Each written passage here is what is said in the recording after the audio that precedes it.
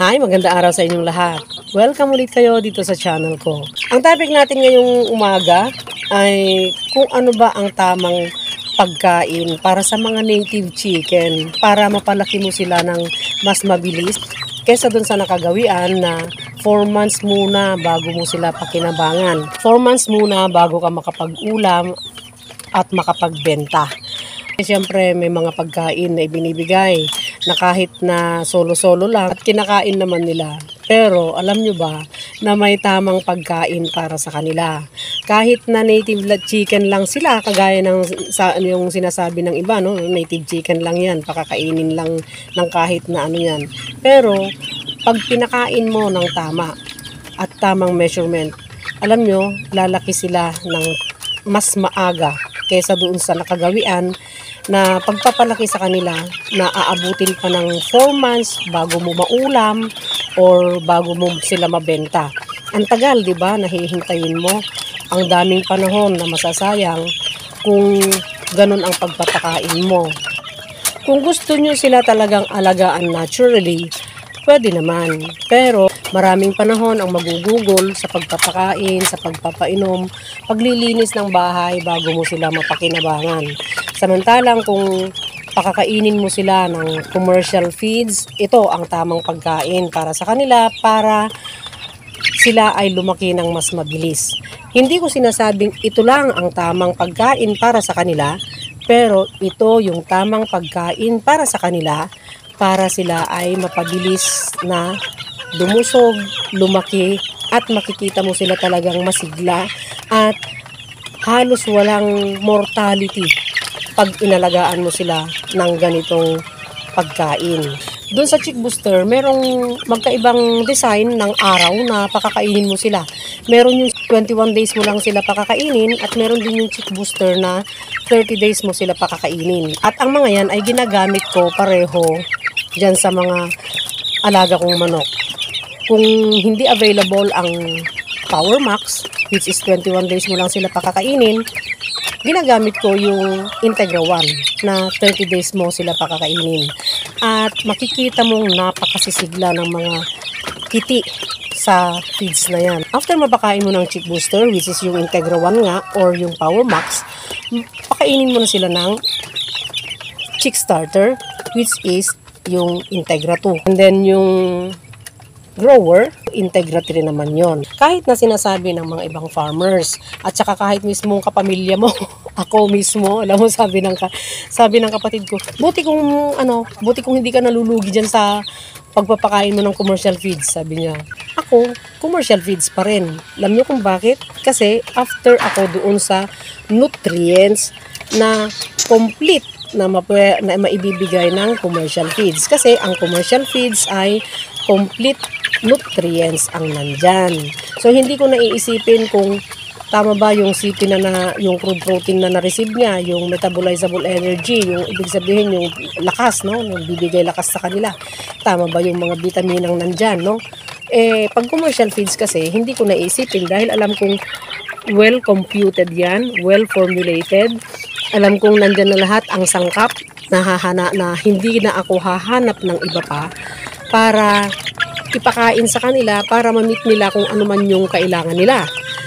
Ibig sabihin, pag pinakain mo kasi sila ng plain na yellow corn, yung corn grits or crack corn, initsahan mo sila, or yung mga kiti, binigyan mo lang sila ng corn grits, yung pinong-pino, bigyan mo lang sila. Tapos, ang may bibigay lang nun ay karamihan energy. Although merong protein din na kaunti yun, pero hindi sapat. At kailangan din nila syempre ng calcium. Yung mga kiti, kailangan din nila. Iba't ibang age, iba't ibang level ng calcium din ang kailangan nila, kagaya ng mga layer. So, yun, mamimit nila lahat yung daily requirement nila sa pamamagitan ng commercial feeds.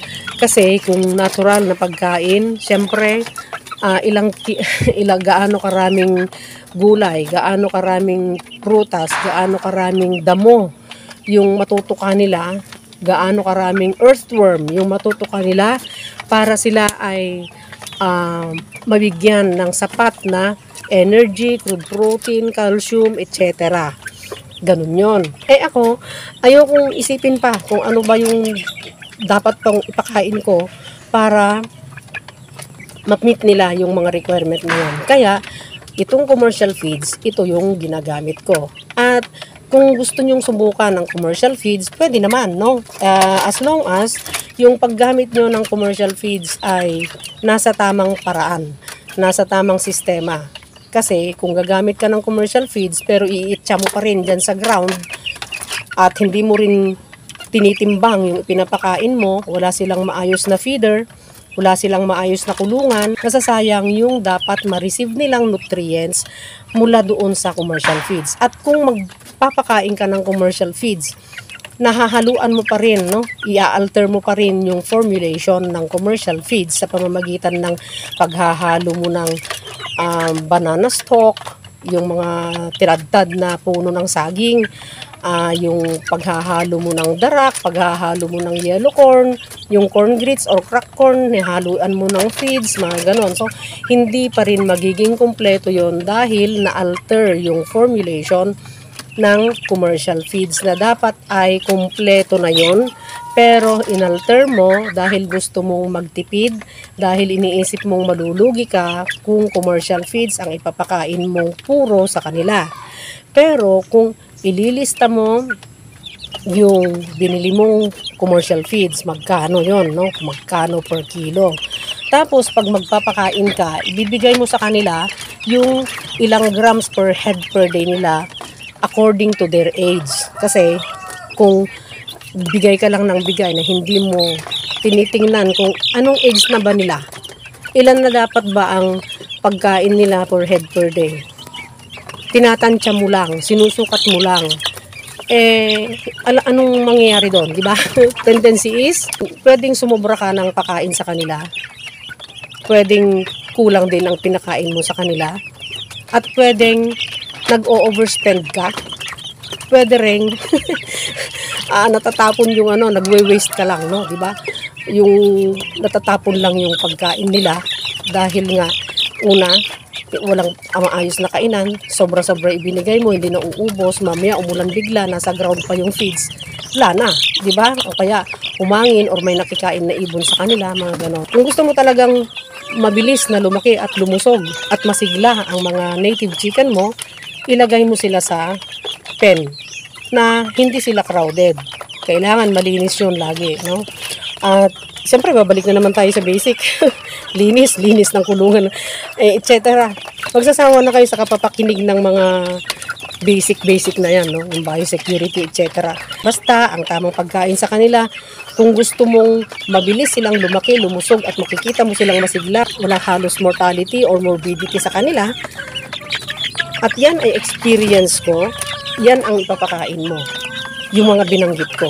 Kung masaya kasi ang manok mo, sapat ang kinakain nila, at tama ang nutrisyon na nare-receive nila, pasasayahin ka rin nila. Bibigyan ka rin nila ng grasya. Grasya sa hapagkainan at grasya sa bulsa. Sana may natutunan na naman kayo dito sa video ito, at sana ma-recommend ulit ito ng YouTube. Kasi alam nyo, pag masaya ang content creator, inspiradong gumawa ng video na nakakatulong sa ibang tao. Pero kung minsan kahit na black yung nakikita ko dun sa mga video ko minsan, no, sige pa rin ako, di tumitigil. So ganun din sa poultry farming, sige pa rin, hindi tumitigil, ganon. Dun sa mga bagong viewer, huwag kalimutang mag-like, mag-subscribe, at pakihit na rin syempre yung notification bell para sa susunod na mga videos ay ma-notify kayo. At thank you sa mga sharer. Patuloy sanang i-share ang video at channel ko, at yung mga hindi nag-i-skip ng ads, salamat sa inyong lahat. Malaking tulong yun sa channel ko. Sana pagpalain tayo lahat araw-araw at panatilihing masaya, masigla at malusog ang ating mga alagang manok.